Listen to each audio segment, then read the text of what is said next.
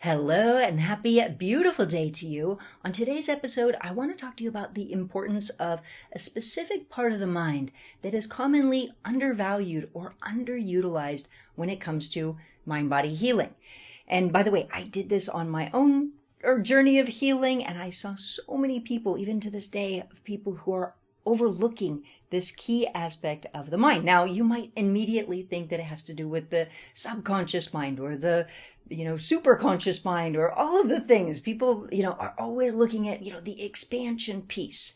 And I did that same thing, or I'll see people who, they're wanting to meditate or think positively or visualize or expand the mind or frequencies or binaural beats or all of the things. And the part that may sound odd that tends to end up getting underutilized is the logical part of the mind. Now, you might think, well, of course I'm using that. But there are key places that you want to use it to help you get real results. And by the way, if you think about past podcast episodes, you see me work with volunteers and work with people to even release pain, or there was somebody who brought back their eyesight, or limbs that lack mobility that are now moving again, all kinds of things, for people who are a person who was bedridden who's now running again, and I mean just all kinds of incredible things. Now, the way that I've been able to do that is not just looking at the energetic or the emotional, but also using the logical mind.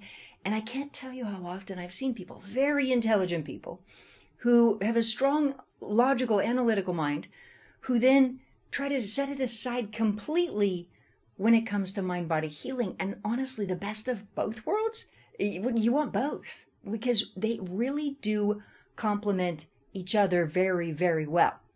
And where we can see this, and I'll give you a simple example, is that, when it comes to healing, we really need to rewire the mind. That is what is key. There's rewiring of the mind and the subconscious mind at a deeper level. That is so important.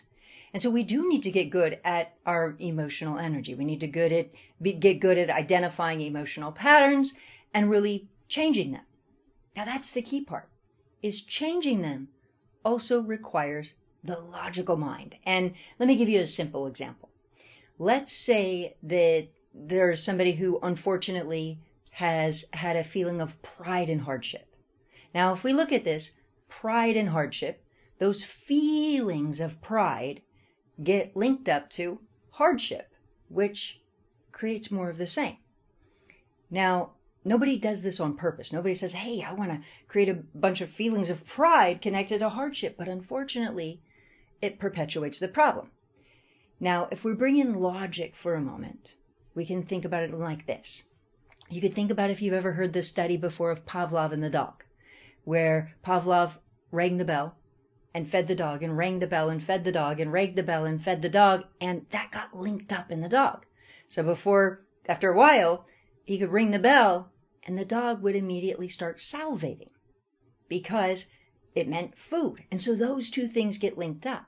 So if somebody goes through a lot of hardship and then they have a sense of pride in doing so, and hardship and then pride, it gets linked up and it can perpetuate the problem. And by the way, on an analytical note, if we look at patterns breeding more of the same, we can look at things like repetition compulsion or reenactments or attachment theory, or we could call it law of attraction, whatever you want to call it. These patterns breed more of the same, or maybe somebody's had a lot of rejection in their childhood, and then they grow up and they continue to experience rejection, abandonment, etc. Whatever way you want to look at it, these patterns breed more of the same. Now, my point is if we go back to the example of somebody getting pride linked up to hardship, the way you want to think about it is like this, is imagine for somebody to have this feeling of pride linked up with hardship, and pride linked up with hardship. What needs to ultimately happen to really rewire this is their logical mind also needs to come in and come to the rescue and say, whoa, I realize I have these feelings linked up, where I have this pride linked up with hardship, and logically I know this isn't right. Even though these feelings are connected, I don't want these feelings to be connected. Logically, I know that's not good. I really need to rewire this. And that's my point, is sometimes the things that feel good are actually not good, like pride and hardship, or there's a lot of other things. And so, or even somebody getting it linked up that love is connected to sympathy. What's the problem with that? Well, then a person wants to hold on to sympathy at a subconscious level. And if they're holding on to sympathy, what is their life going to look like 5 years from now, 10 years from now, 20 years from now? Unfortunately, a pattern of sympathy in some way. So that pattern unfortunately continues. And so that's the point, is that even though, we want to be able to check into the energetic and we want to get good at the subconscious, and rewiring the subconscious mind, but to do so, we need to have that logical mind also that comes in and says, wait a second, even though I'm feeling this way, I need my logical mind to understand that's a red flag. And then follow through to take the steps to rewire it. And so the way you want to think about it is, our subconscious minds, they run the show. They are literally attracting our things into our life. They're, of course, connecting with our health, and anything that's stored in the subconscious mind is really directing our actions, our behavior, the way we perceive, and just everything.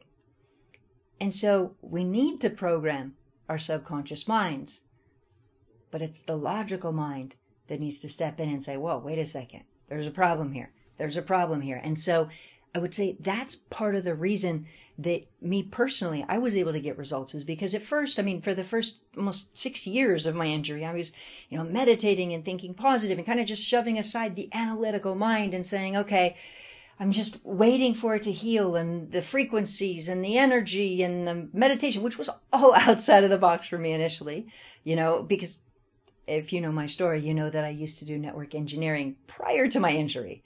But when it came to healing, I said, okay, well, let me set all that aside and let me just expand my mind.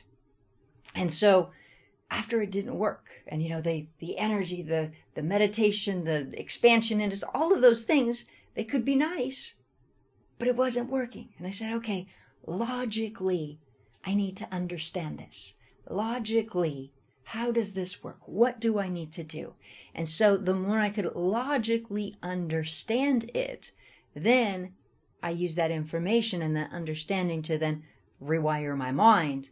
And it was pivotal. And that's, of course, the reason that I've been able to show people back-to-back results, even under medical equipment, is because it's understanding how it works. It's understanding it and then applying that logic. And so that's the insight that I want to share with you. And, and the reason I do is just because I see so often people, they know, okay, well, we need to get into emotions or the energy, and they really know that that's where they need to expand. And by the way, that was exactly where I needed to expand. I was not good at my emotional, energetic mind. I was not in touch with my emotions at all. So yes, I absolutely really needed to develop that part of my mind. But in developing that part, I kind of initially set aside the logical part. But the more I actually used the two together and really understood what I needed to do, the easier it was to get results. And so just food for thought on that, just because so often I see people do that. But the more you can apply both, the more you can apply reasoning and logic, and apply that to emotional energy, it's magic. And that's the reason, by the way, even when I talk about patterns breeding more of the same, that's the reason that I talk about that very thing is, repetition, compulsion, reenactments, attachment theory, law of attraction. The reason is because the more we ground the information, the more we understand it, the more we see it, the more we're aware of it, the easier it is to succeed. So food for thought on that. And that's, of course, my biggest success. My biggest goal for everybody is success, to succeed, to heal yourself, to change your life. So that is my biggest hope for you, is to use this information to change your life. So on that note, I want to ask you, please do take just a quick moment to hit the share button on this episode. Share it with somebody you love, somebody you care about, or somebody you don't even know. Because the more that every single person in our world is happy and healthy and loved and loving, the better this world is for all of us. And so please do take a quick moment to hit the share button. And please do make a point to have a most wonderful, incredible rest of your day. And I look forward to connecting with you on the next episode. We'll see you there.